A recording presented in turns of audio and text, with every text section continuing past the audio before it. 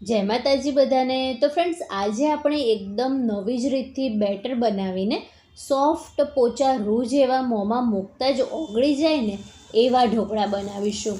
એકદમ ઓછા મસાલામાં ફટાફટ બની જાય છે, એટલે સવારની ભાગદોડમાં તમે બાળકોને લંચ બોક્સમાં પણ આપી શકો છો. તો ચાલો ફટાફટ બનાવવાનું શરૂ કરીએ. તો સૌથી પહેલાં અહીં મેં 15થી 20 લસણની કળી લીધી છે અને તેને આપણે આ રીતના મીડિયમ ટુકડામાં કાપી લેવાની છે.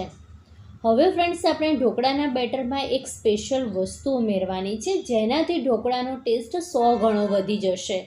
તો એ માટે પેનમાં આપણે 3થી 4 ચમચી જેટલું બટર લેવાનું છે અને બટર બળી ના જાય એ માટે 1 ચમચી તેલ ઉમેરીને એકદમ લો ગેસની ફ્લેમ ઉપર ગરમ કરવા મૂકીશું. બટર મેલ્ટ થવા આવે એટલે તરત જ આપણે લસણની કળીને ઉમેરી દેવાની અને સાથે જ આપણે તીખાશ માટે 1 ચમચી ચીલી ફ્લેક્સ ઉમેરીશું અને એકાદ મિનિટ જેટલું જ આપણે મિક્સ કરવાનું છે, એટલે હલકી એવી લસણની કચાશ દૂર થઈ જાય અને પછી આપણે ગેસ બંધ કરી દેવાનો. બહુ વધારે આપણે બટરને ગરમ નથી કરવાનું, જસ્ટ એકાદ મિનિટ જેટલું જ ગરમ કરીશું. હવે બેટર બનાવવા માટે 1 વાટકી બેસન લીધું છે, સાથે જ આપણે 1 વાટકી રવો લેવાનો છે. ઇન કેસ તમારી પાસે સોજી હોય તો મિક્સર જારમાં લઈને થોડું એવું ગ્રાઇન્ડ કરી લેશો ને તો આ રીતનો રવો તૈયાર થઈ જશે. 1 વાટકી ખાટી છાશ લઈને બેટરમાં સારી રીતે મિક્સ કરી લેવાનો. અહીં તમારી પાસે જો ખાટું દહીં હોય તો એ પણ તમે લઈ શકો છો. અને અહીં ફ્રેન્ડ્સ, આપણે ઇન્સ્ટન્ટ ઢોકળા તૈયાર કરીએ છીએ, એટલે બેટરમાં જો ખાટી છાશ અથવા તો ખાટું દહીં ઉમેરશો તો ફર્મેન્ટેશન સારું થશે અને ઢોકળા પણ સરસ એવા પોચા તૈયાર થશે. જરૂરિયાત પ્રમાણે છાશ ઉમેરીને આ રીતની રિબિન કન્સિસ્ટન્સીવાળું બેટર તૈયાર કરવાનું છે. અને હવે ફ્રેન્ડ્સ, મસાલામાં આપણે માત્ર અડધી ચમચી હળદર અને સ્વાદ અનુસાર મીઠું ઉમેરીને બેટરમાં સારી રીતે મિક્સ કરી લેવાનું.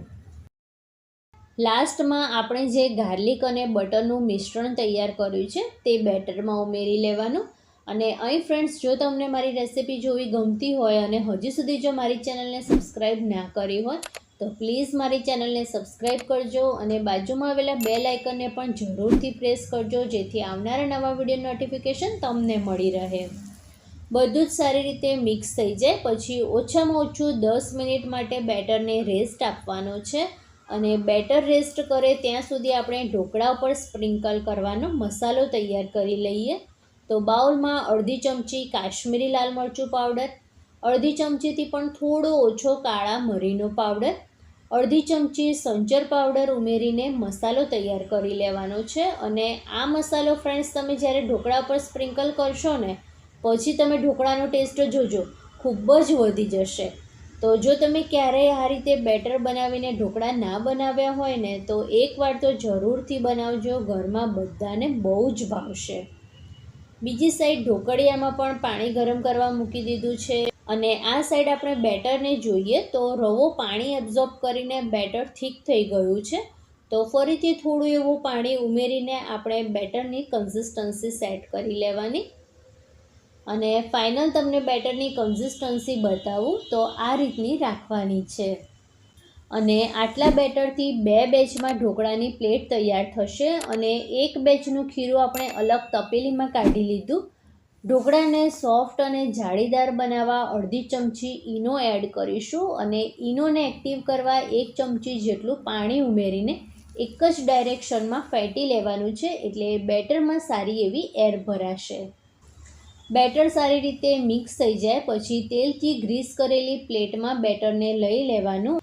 ઉપરથી આપણે જે મસાલો તૈયાર કર્યો છે તે સ્પ્રિંકલ કરી લઈશું અને પછી તરત જ આપણે પ્લેટને ઢોકળિયામાં મૂકી દેવાની. તો અહીં ફ્રેન્ડ્સ, જો તમને મારી રેસિપી થોડી પણ સારી લાગી હોય ને તો પ્લીઝ વિડીયોને લાઈક કરીને ચેનલને જરૂરથી સબસ્ક્રાઈબ કરજો. અને આ રીતનું પાણી ઉકળવા લાગે ને પછી આપણે પ્લેટને સ્ટીમ કરવા મૂકવાની.